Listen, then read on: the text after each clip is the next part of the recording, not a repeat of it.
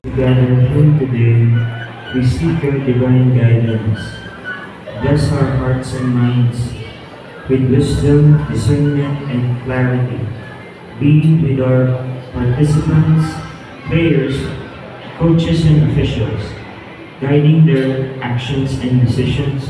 Your love for your discipline, your love for the game, and regardless of the result, lahat tayo panalo na. So what's important is we show our sportsmanship and focus natin and love and passion for the game. So just to give you an idea about chess mind. Hindi naman yun naintindihan ng mga bata. Sana dito kasabit. So Chess Mind Academy May academy na pala was founded in December 2023 by FIDE Master Dino Balicer, my brother, who is passionate about and firmly committed to developing chess talent. Initially, an anniversary chess tournament was pre-planned last year pa. Alongside Sir Alex, ating tournament director. However, the tournament has become a bigger and better event designed to provide players with an exciting and enjoyable experience.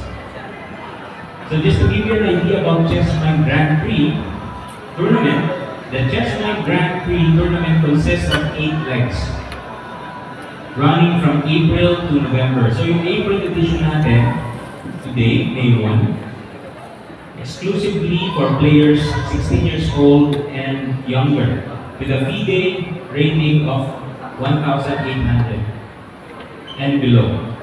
So if you're born 2009 and later, pwede kang participate dito. The second leg will happen on May 31. Open tournament ito. So hindi na ito under 16 years old.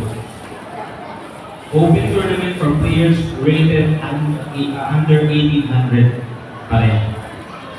So June leg, open to all non-masters and rated 1,800 and below, possibly including higher rated players in late.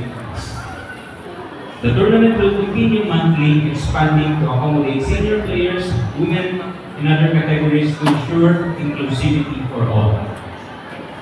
Grand Finals and Qualification. The Grand Finals will take place in December 2025. The top 3 players from each leg will advance to the Grand Finals. Qualified players may still compete in other legs, so pwede pa rin.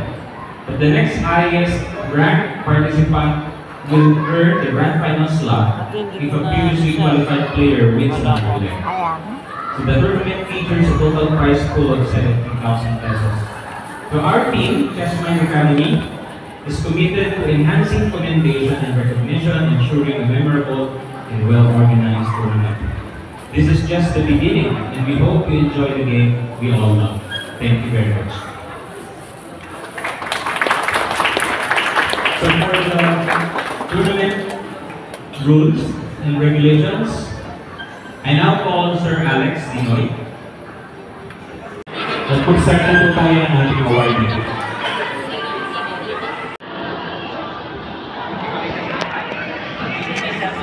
And the first place of the 8% envelope, congratulations to Adam Gael Navarro.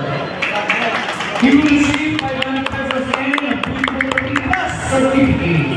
Iyan po. Okay, next.